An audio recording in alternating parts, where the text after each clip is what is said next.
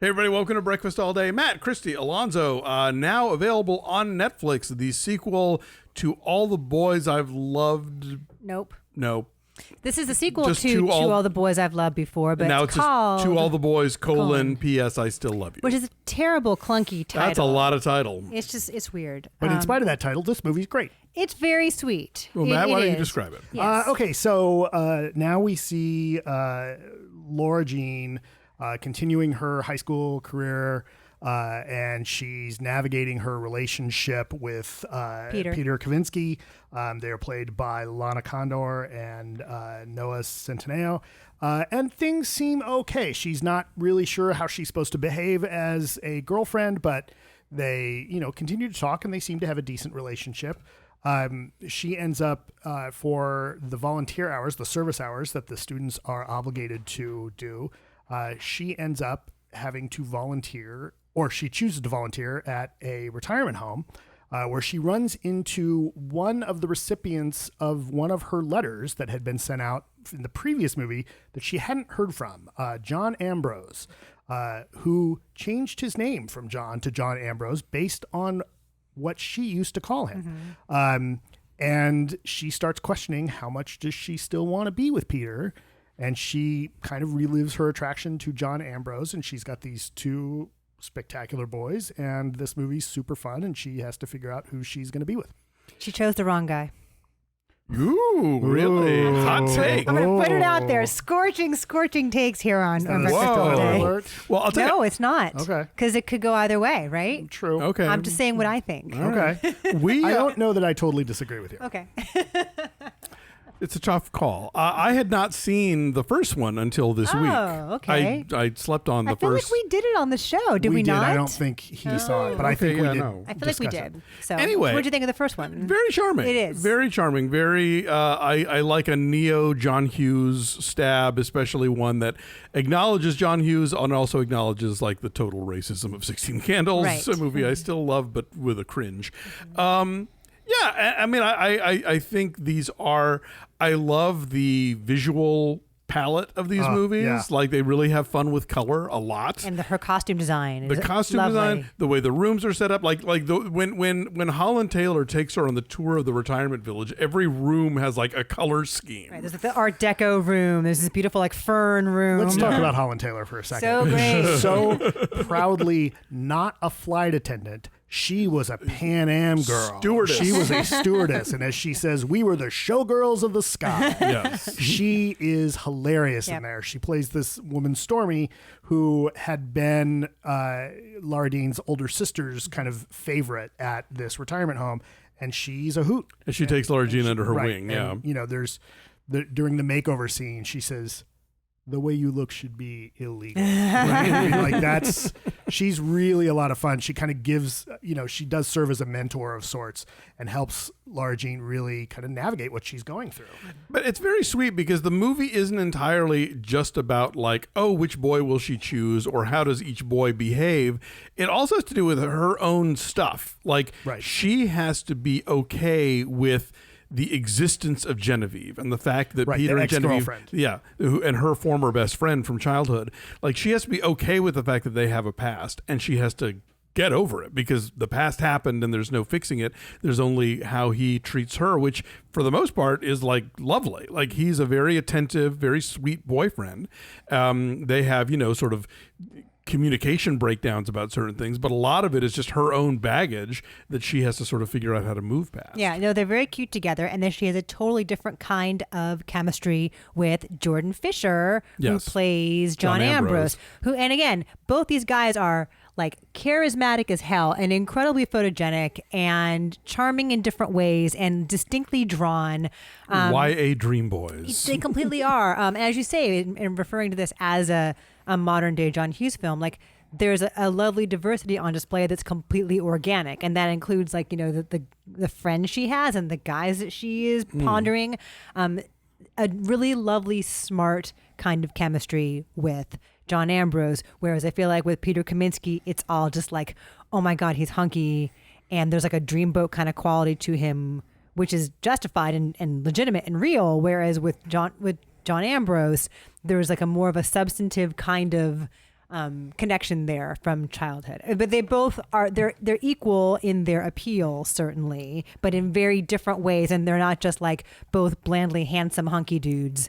They're specific and they're individual. Right. Certainly. These movies, this one too, the first one does and the second one too, they both make me think of 10 Things I Hate About You, which is very effective in the kind of romance story it's telling, but then kind of the B stories thrown off bits are really sharp, right? The little side pieces that happen in 10 Things I Hate About You, like all of Larry Miller's scenes in that movie are really funny. And kind of everybody's like the whole thing about the younger sister, Kitty, trying to set up the neighbor from across the way with John Corbett. Trina, Mrs. Rothschild. And there's that great scene where in the great the scene Valentine. about the Valentine, and she's like, Are you telling me? Are you telling? Right. It's when Laura Jean comes clean about the Valentine. I don't want to give a line away, but it's such a well-written line. Yeah. There's a lot of really sharp, fun dialogue that makes it snappy, and it feels like someone has, spent their time, or at least like aspires to be something like Girl Friday. Yeah. Right.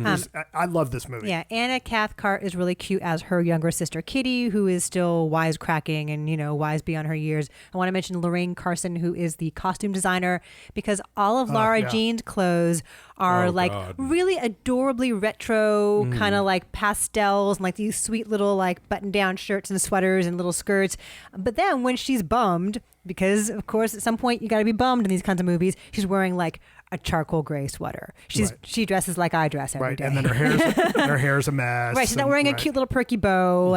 Like there's just like the sweetness and this purity that feels very real about Laura Jean. Like one thing I love about these movies too is that they do kind of exist in a fantasy land of high school where like no one drinks and no one smokes and like no one's having sex. And at this age, theoretically some they people would have be. had sex. No, I mean, that's one of the big but they're storylines. wholesome. But Comparatively, that's I the think. big scandalous storyline in the first one, right? Was whether or not they had sex in the hot tub, and She was slut shamed. right, and they discuss that, and they discuss who's kind of got what sexual past, and it may not be obvious. There were kids clearly drinking at that party scene. And they're playing flip cup. Oh, true. Yeah, Right. And then, Stormy's definitely drinking. There's plenty of drinking going on at that retirement home. Yeah. And then Stormy's like, yeah, you should have a drink. Right. She's like, I'm 16. I'm 16. Like, yeah, and? Wouldn't have stopped me. Right. So it would have been great if she'd had like a cart with a bunch of little bottles on it. Oh, I know. that's cute. That would have been awesome. With a little hat. Anyway, it's really sweet. If you like the first one, you will like this one too. It doesn't feel like a phoned in cash grab because the first one was such a success and such a surprising success. Yeah. It feels like they took time to develop this in thoughtful ways. Right. I don't know that it necessarily brings anything new to the table, No. but I don't know that it needs to. It's definitely a continuation of Laura Jean's story in that same vein, and it's effective, and I thought it was a lot of fun, and I really like this. I found myself laughing in a lot of places in this. If I were 16, I would be obsessed with these movies. Totally. Oh, yeah. I mean, we should mention Michael Fimognari directed this. He was a former cinematographer, which is perhaps why it looks so lovely. Okay. And I got to give a shout out to Ross Butler, the first Reggie on Riverdale. It's also in Shazam. Oh, yeah. Oh, also, we should point out the director. I don't know if he's done this, but boy, there are scenes in this that could show up in a YouTube food video, like the right. Yes, thank you. like The cherry turnover she just makes. Like Yeah. when they the plates at the Korean New right, Year. like the Korean New Year, it's like the plates are all laid out, and then it cuts to the plates being empty, and it's this is someone who these overhead shots right of these the table. overhead shots of the way the ingredients look, and then And the way the they Thanksgiving come together. table They're and, they're very lovingly done, and it this is a good movie about. This is a great movie about eating. Right? I mean, maybe not quite at the level of, say, The Birds of Prey egg sandwich? or Big Night, right? Right. But there's definitely some food porn happening in this movie. No, definitely. Good call. I'm saying, I'm going to raise mine. Okay. I'm going to say 8. I said, what, 7.5? You said 7.3. 7.3, okay. I Okay. said, what, 8.5? Yes. Yeah, I'm saying 8.5. Anyway, 8.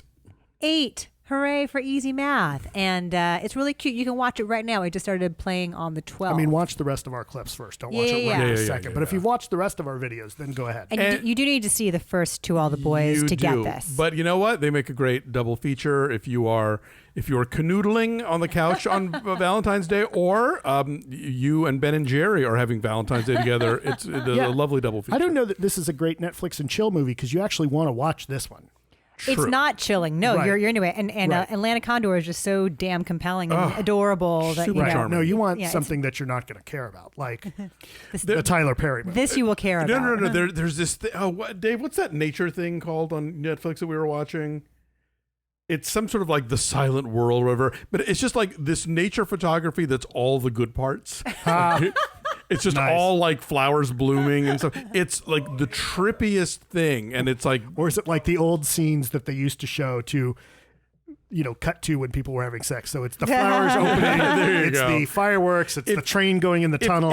If you put slow TV in search, which they got rid of all the slow TV stuff from Denmark or whatever, it will take you to this thing. I forget what it's called, but it's a lot of fun. Anyway, thank you for watching. Yes, like this video. Sorry, I had a brain lock there.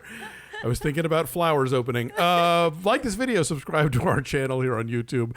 Tell your friends that we exist. We're still reaching out to the old What the Flick audience who is coming around and didn't know we were here, but we are. Follow us at BeFastAllDay on Twitter, Instagram, and Facebook, and check out our Patreon page at patreon.com/BeFastAllDay. It's where you can get our TV recaps of shows like The Outsider and McMillions, and lots of other fun stuff that we do exclusively for our subscriber members. So thanks so much for that. We'll see you guys next time. Bye.